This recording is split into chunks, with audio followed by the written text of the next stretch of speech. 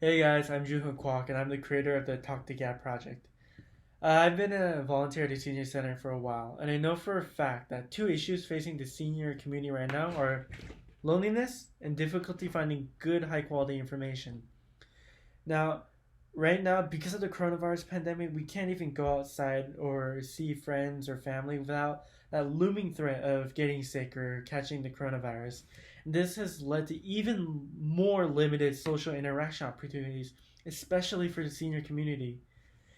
Now, also, what I've noticed is while this may sound cliche, senior citizens and the older generation have a spectrum of knowledge and wisdom that you can only acquire from a large amount of experiences. And I just feel that many people our age, they just be like, oh, that's just some cliche, like, yeah, we get it. But I feel that this stems from people my age not having consistent proper communication with those from the older generation. And I boiled it down to the fact that there's a generational gap between us, and this isn't something easy to overcome.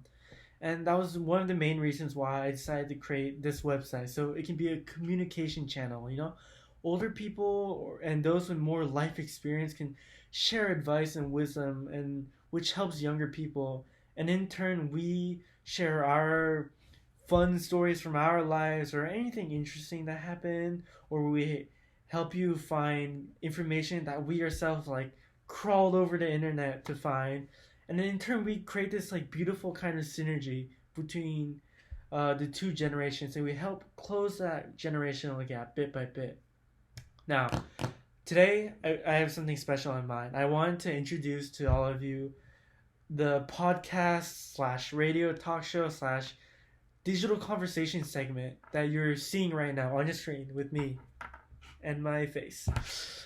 Well, the stories of why or how I came up with this idea starts when I got coronavirus for approximately 2 weeks. And honestly, it sucks to say the least. But I don't think that does it justice. So when I was sick, my head hurt and my muscles kind of ached, and I tried to lay in bed as much as possible to, get over it quickly. And thankfully, I didn't have it as bad as everyone else or as bad as my dad. And my dad actually had it kind of badly because his chest was hurting and sometimes he had trouble breathing. Yet, we still didn't want to go get tested because we went there, we got tested. Your coronavirus or your test result is positive. Now what? If you go to a hospital, they'll charge you an absurd amount of money to take care of you. So instead, we elected to stay at home and self quarantine for a while. And the way we did it is each member of our family tried to stick to a different room. So I was in my room, which you can see all around me. It's kind of messy. I just noticed there's a tissue in the corner. I swear it's a new tissue. It's not dirty or anything. It's just on the ground. Anyway, so I stayed in my room, my dad stayed in his, my mom stayed in the living room, and my sister in her room. And the thing about being in self isolation is it's boring. Like, you don't get to interact with anyone in your family. It's one of those things where people say you don't feel grateful for something unless you lose it.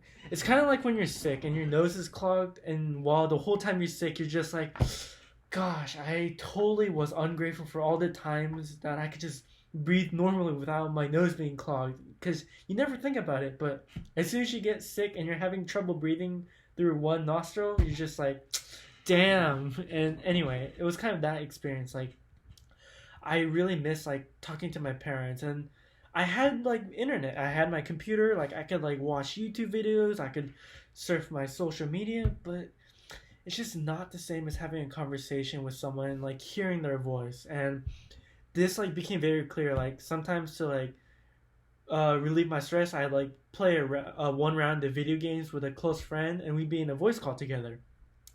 And then when I heard her voice talk, and then like being in that conversation and hearing each other's voices is it's a whole different world. And especially like the only real interaction I had with my family, besides like being on a phone call was like when my mom would like knock on my door and bring my lunch and be like, June, I brought your lunch.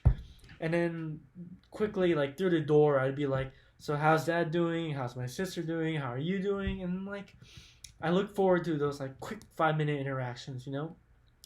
And so that's why I decided to bring the idea of this digital podcast conversation segment to the Talk the Gap project. Don't worry, the posts and all the stuff that we've been doing so far, they'll still be there. So if you're just like bored for 5 minutes or you want to look at something cool or you have a question, boom, right there, you can take a look. It'll be there waiting for you in its beautiful tile form. However, if you're feeling a bit down or you just want to like be in a conversation and hear me talk, or very soon, very very soon actually, my friends and my godmother, is that, no, not my godmother, my god aunt, I think that's what it's called, I'm not sure. We'll bring her on. It'll be like a group podcast or a group like radio talk show, and it's almost like you'll be part of the conversation. Especially in the future, I would love to have you on, and it's gonna be a fun time. Anyway, I sort of got inspiration for the name, the Senior Fireside Chats, from actually the Great Depression. So back in the 1930s, I'm not sure if any of you were around back then, when the United States entered the Great Depression, President Franklin D. Roosevelt started something he called the Fireside Chats, and in it, he would go like almost or every night or regular, he'd go on the radio, and he'd like be like, "Hey, so this is what's going on in the nation right now. Here's what I'm doing," and he just like it was almost as if he was there right next to you, sitting by the fireplace, like talking with you, like having a one-on-one conversation. And that's the experience I want to replicate. Unfortunately, I do not have a fireplace. Instead, I have the next best thing, a scented candle that I stole from my mother. Now, oh no, oh, there we go, it's working. Now, I know it's not a fireplace, but this is the best I can do for now. And by the way, do not worry, I have my handy dandy fire extinguisher right here. But in the case that you don't hear from me in the next 2 days or something, it's because I'll have burned my house down accidentally. Oopsies. Anyway, so this was my first senior fireside chat. I know it's not perfect, I'm trying to learn. But I want you to maybe leave a comment or let me know what you want to talk about. Until then, I'll see you tomorrow. Have fun.